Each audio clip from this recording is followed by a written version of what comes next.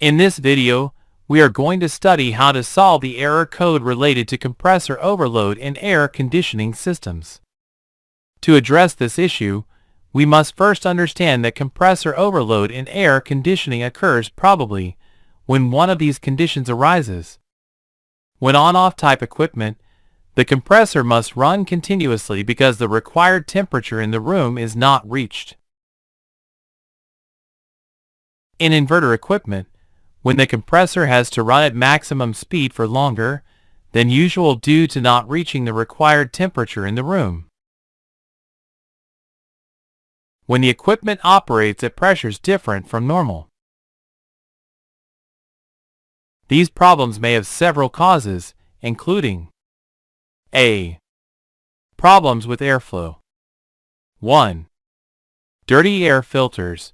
If the air filters are dirty, airflow is restricted, forcing the compressor to work harder to reach the comfort temperature. 2. Block evaporator or condenser. Heat exchangers blocked by dirt, dust, or materials can restrict airflow, causing compressor overload. 3. Defective fans. Fans that blow cold air through the ventilation grills may be defective or have low power, reducing airflow and increasing the compressor's workload. Check the electrical capacitors of the fan motors, as defective capacitors decrease fan speed. Also, with the fan off, check that the shaft rotates freely and evenly by hand to rule out problems with the motor shaft bearings.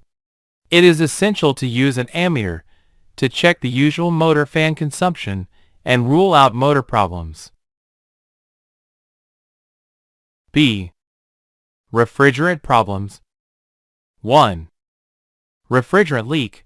A leak in the refrigerant system will force the compressor to work longer to maintain the desired temperature as the equipment's capacity decreases. 2. Excess refrigerant. After performing corrective maintenance, excess refrigerant in the system can result in compressor overload. 3. Blocked pipes or capillaries. Blockages in the pipes can increase pressure in the equipment or decrease refrigerant flow in the evaporator, affecting the equipment's cooling capacity, causing the compressor to work longer than normal or at certain times to operate with higher discharge pressure, which overloads its operation. 4. Presence of non-condensable gases inside the equipment, due to lack of vacuum when charging refrigerant. C. Electrical problems. 1. Low voltage. Insufficient voltage can force the compressor to consume more current, generating motor heating. 2. Wiring problems. Faulty wiring can generate unnecessary electrical resistances that affect the compressor's power supply voltage. D. Equipment installation problems. 1. Location of the condenser in points of high temperature or near heat sources, increasing pressure and overloading the compressor.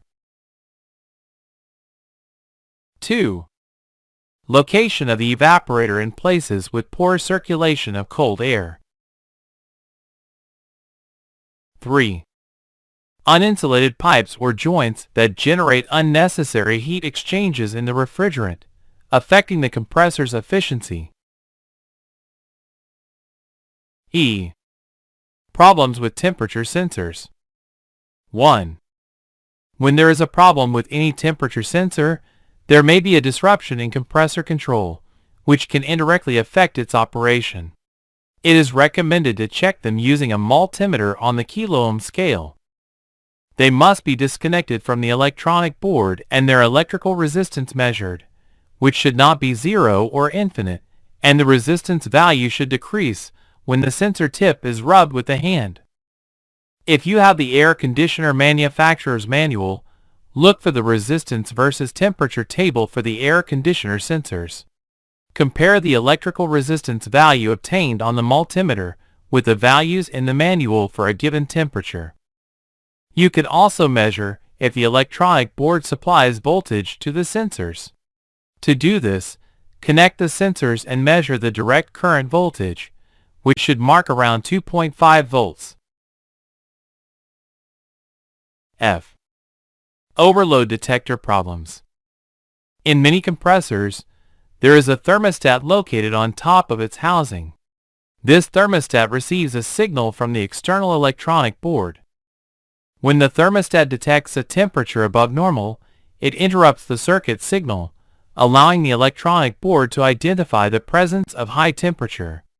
This triggers a fault code or activates a protection, which shuts down the equipment to prevent potential damage.